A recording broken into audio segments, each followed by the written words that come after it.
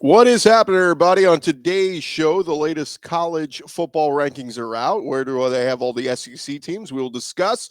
Our buddy Matt Moscona, host of Locked On LSU, he caught up with Cole Cubelic from JOX-FM and the SEC Network, talking on a number of topics from around the SEC.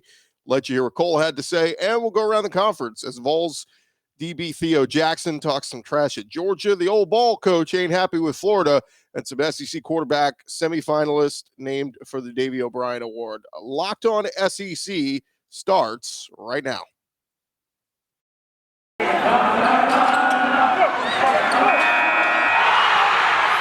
are Locked On SEC, your daily podcast on the Southeastern Conference, part of the Locked On Podcast Network, your team every day.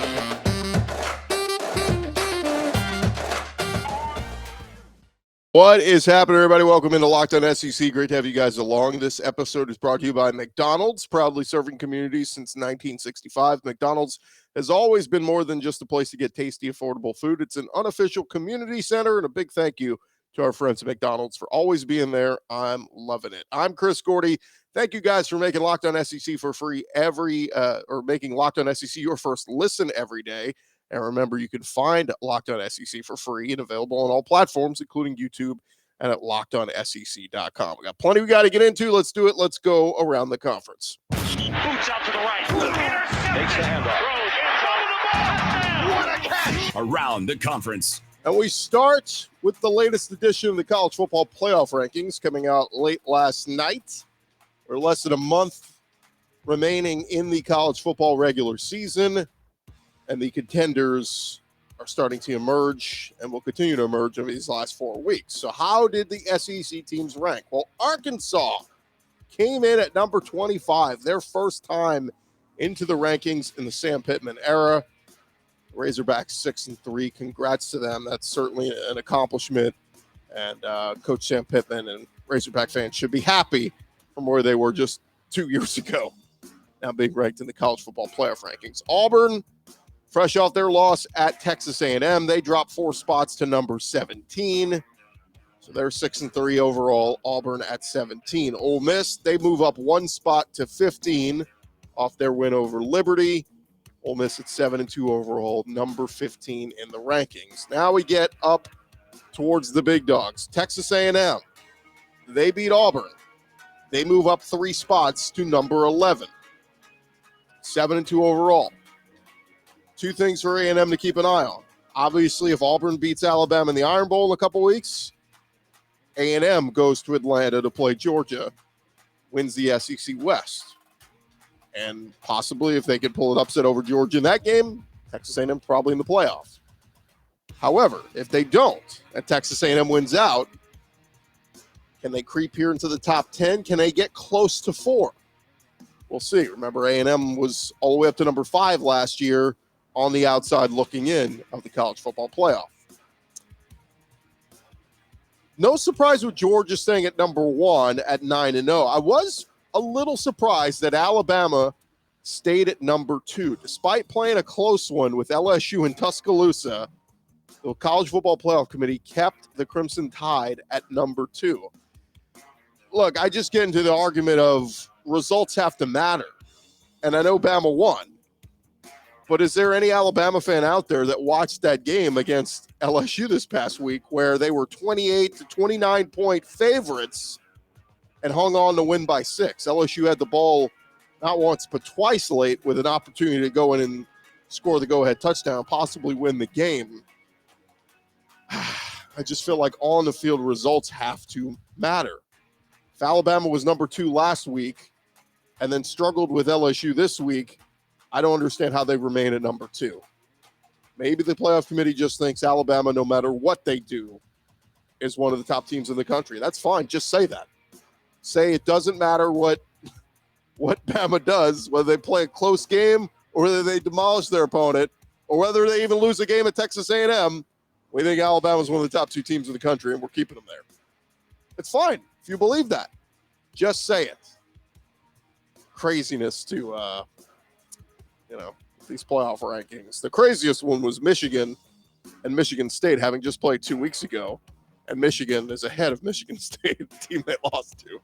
I give up. I don't know what the hell the playoff committee's doing, but these are the people we've chosen to sit in a room and argue who deserves to be in the college football playoff rankings. Speaking of LSU, Alabama, the ratings are out from that game. It drew 5 million viewers.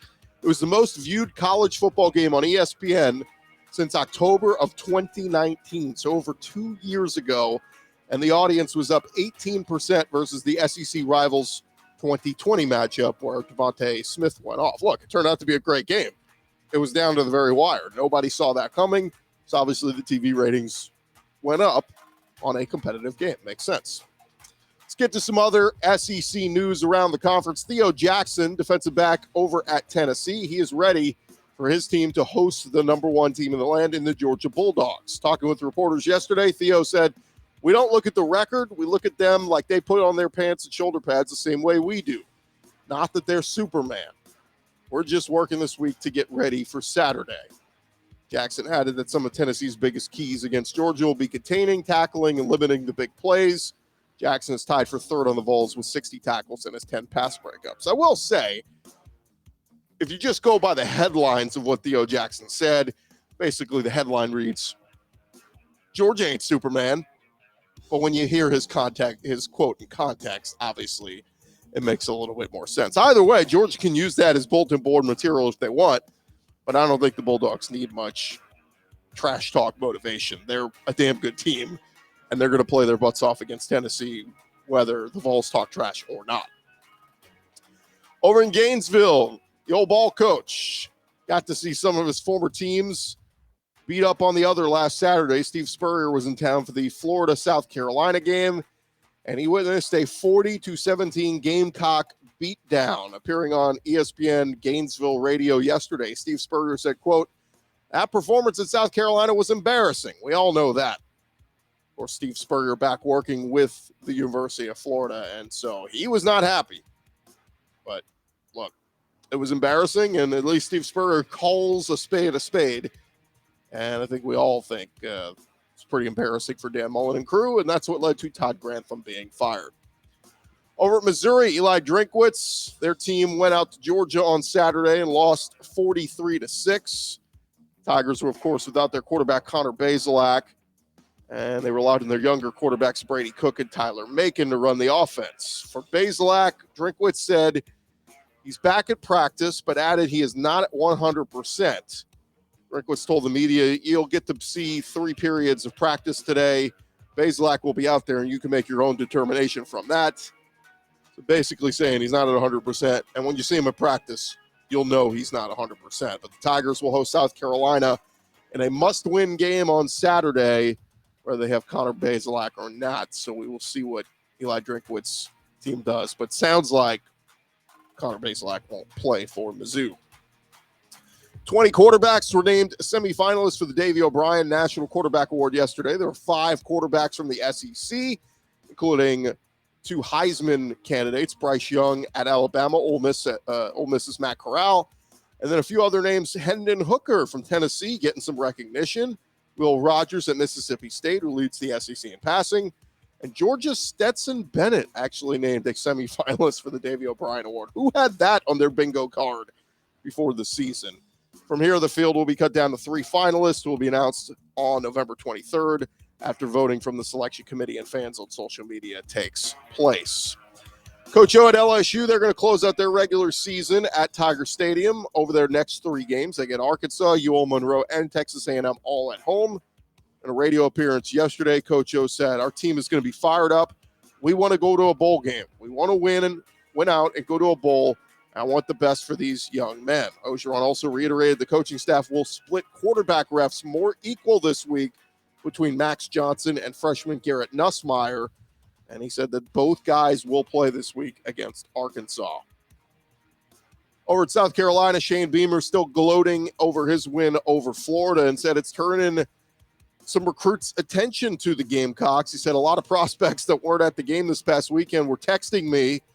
And he said, "I'll be honest with you, some of these guys in the summertime couldn't get them to return a text or a phone call. Now they're hitting me up." So congrats to Shane Beamer. Hopefully he can capitalize recruiting-wise. During his weekly presser on Monday, Ole Miss coach Lane Kiffin gave an injury update on his two wideouts, senior Braylon Sanders and Jonathan Mingo. Sanders returned to the field this past Saturday after missing a couple of games, but it sounds like Mingo may be out a little while. Kiffin said, I kind of joked and said where our injuries have been, we'll be the most improved team in the world from our last game to the bowl game. Mingo will be back by the bowl game at least. So see if he comes back before then. Brian Harsin, talking with the media this week, talked about Bo Nix, saying he needs to bounce back from his dismal performance against Texas A&M. He said Bo is capable of it. He didn't have his best game, obviously. We've got to score touchdowns. 6 quarters with no touchdowns is pretty tough. So no news of possible quarterback change, go to TJ Finley. That's not being brought up, but obviously Bo Nix has got to do better, and they have got to score some touchdowns this week. And college football season moving into November, starting to see some guys moving out of their schools. Vanderbilt losing quarterback Jeremy Musa. He has entered the transfer portal. And Alabama cornerback Marcus Banks, former 4-star recruit, he has announced he has entered the transfer portal. Lastly, over at Alabama, some of their defensive players making a case for linebacker Will Anderson to win the Heisman. Obviously, Bryce Young is the favorite in most people's eyes in the Heisman conversations, but several defensive players from Henry To'oTo'o, DJ Dale, all putting out statements saying we think Will Anderson should have his name in the conversation. Of course, one of the leaders in sacks in the country. Lastly, my favorite soundbite of the week, Mike Jones, linebacker at LSU, talking with the media yesterday. Our buddy Jacques Doucet of WAFB in Baton Rouge getting this soundbite.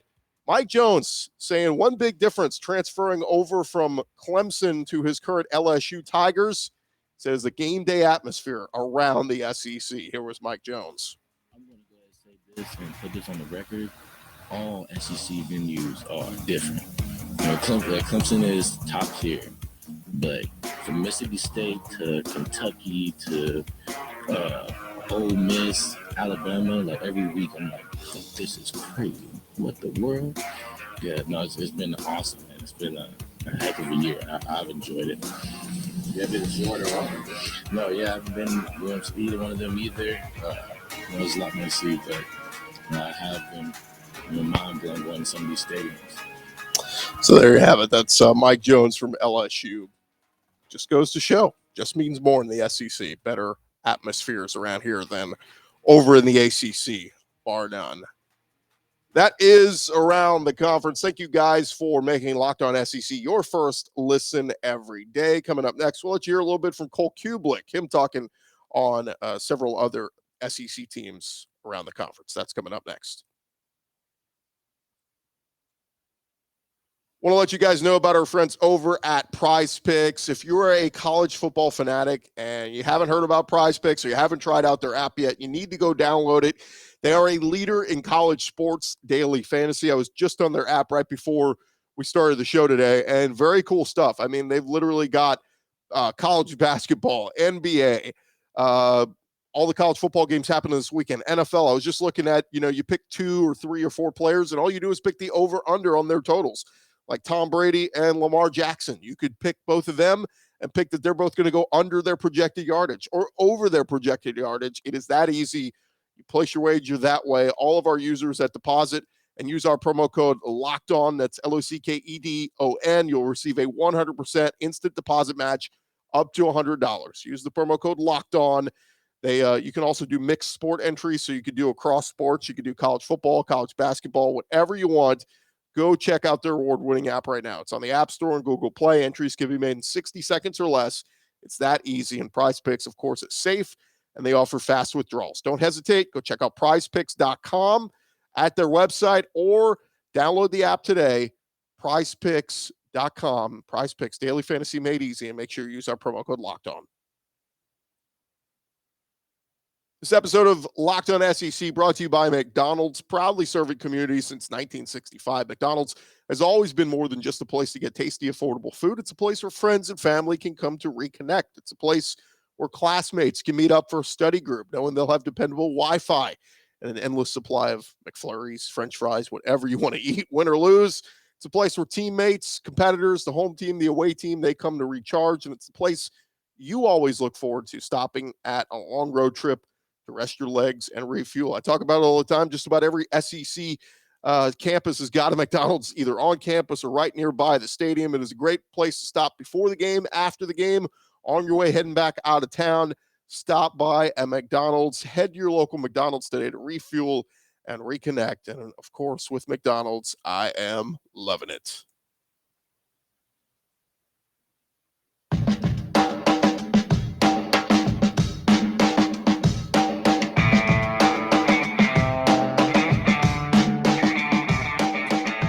Rolling along here, Locked On SEC. Our buddy Matt Moscona, he is the host of Locked On LSU, also hosts a daily show on 104.5 ESPN in Baton Rouge.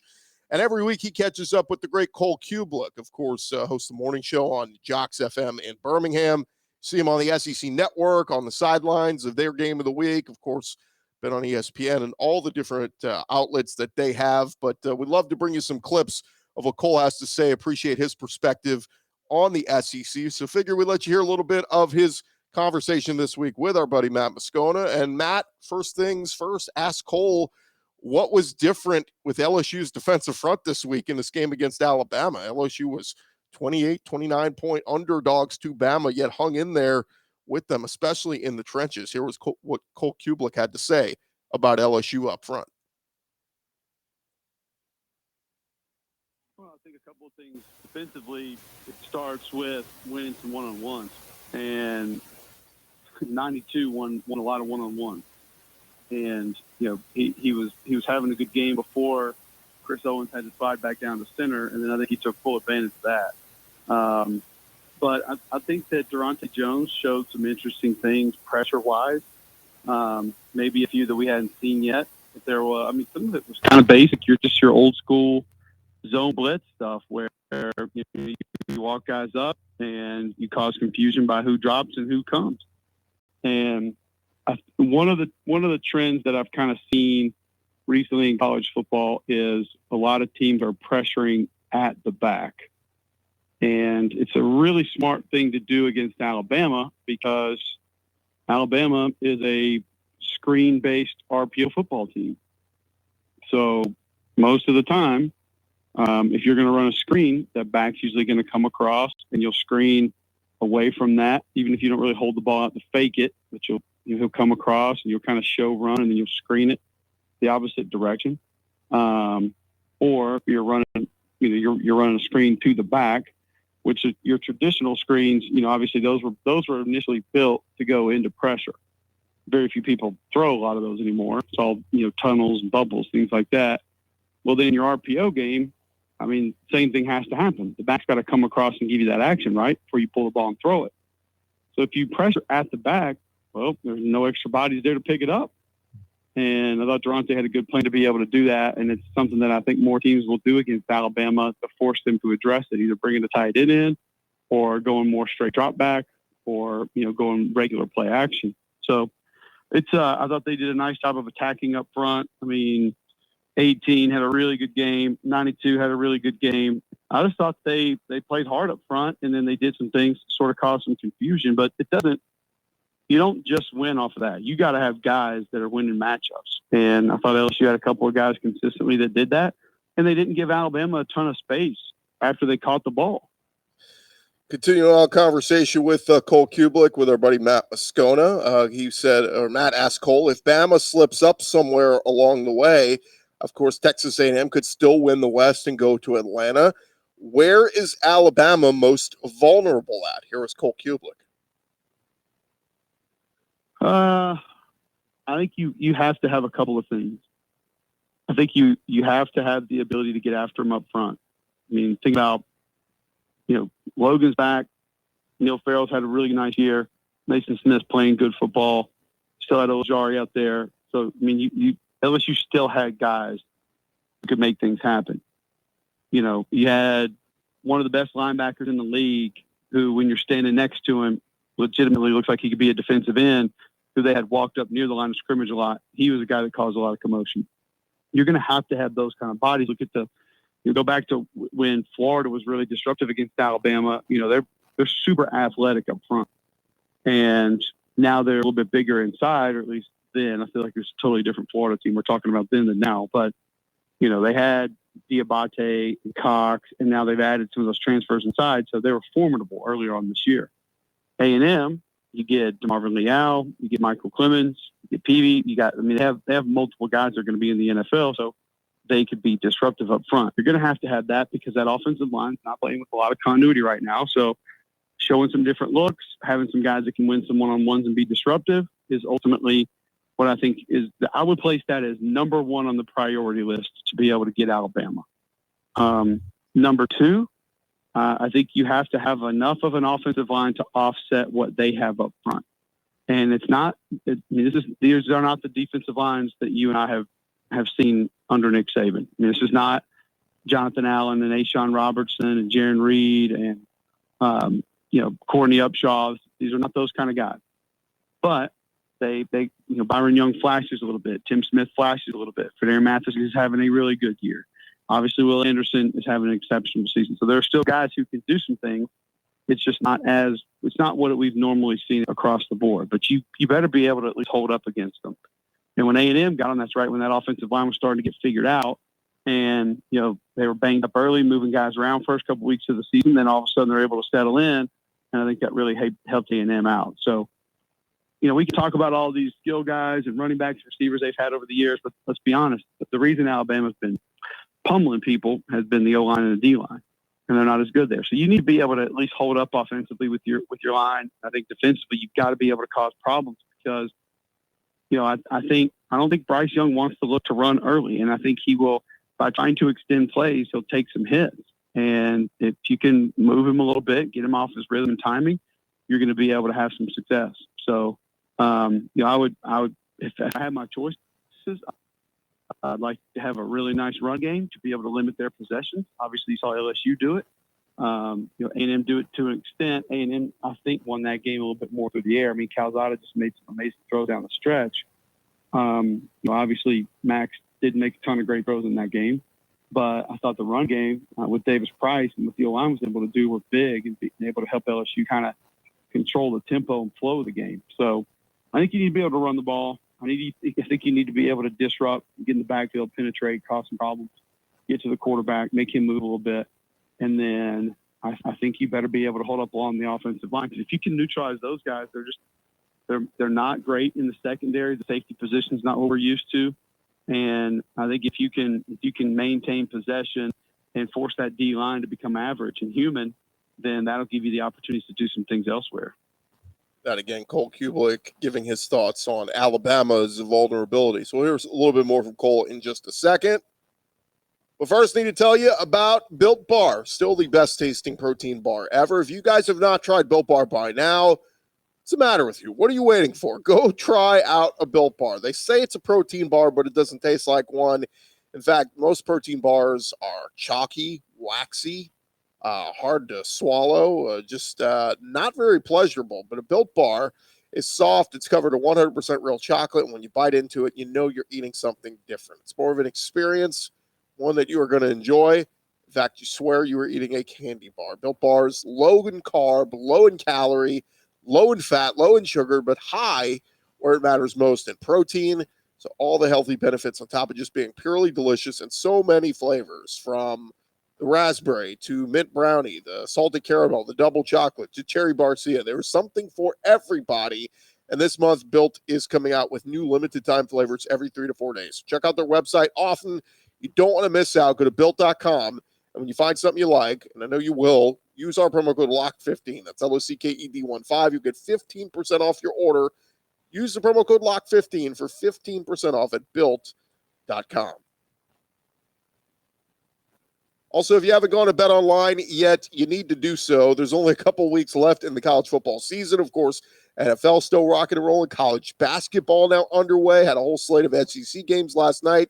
They have got a new website interface over at BetOnline for the start of basketball season. They got more props, odds, and lines than ever before. BetOnline, of course, remains your number one spot for all things basketball and football action this year. check out their new website. You can go to it on your desktop or your mobile device. And when you sign up today, if you've never signed up before, you get a 50% welcome bonus on your first deposit when you use our promo code LOCKEDON. That's LOCKEDON. That will get you your bonus from basketball to football, NHL, boxing, UFC.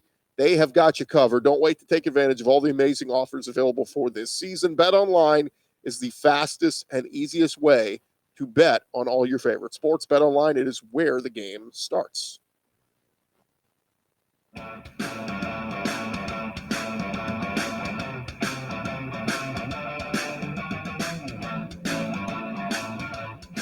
Going along here, Locked On SEC, and continue to let you guys hear a little bit from Cole Cubelic, of course, one of the best covering the SEC.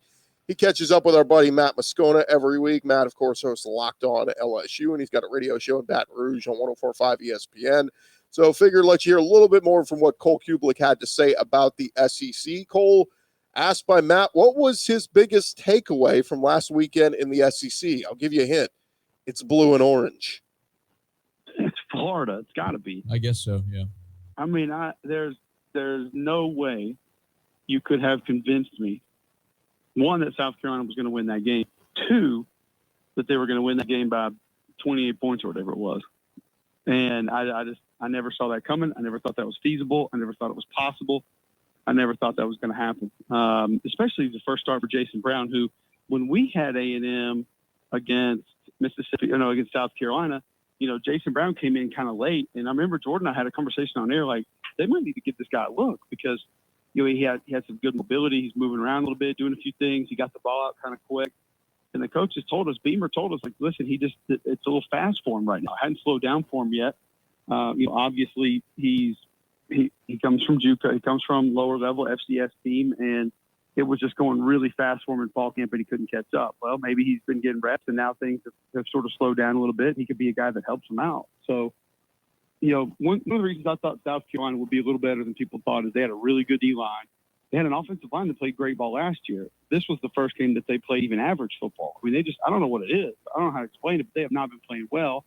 Well, then you got, welcome back to college football, Kevin Harris, the guy who led the SEC in rushing last year. He goes over 100 for the first time.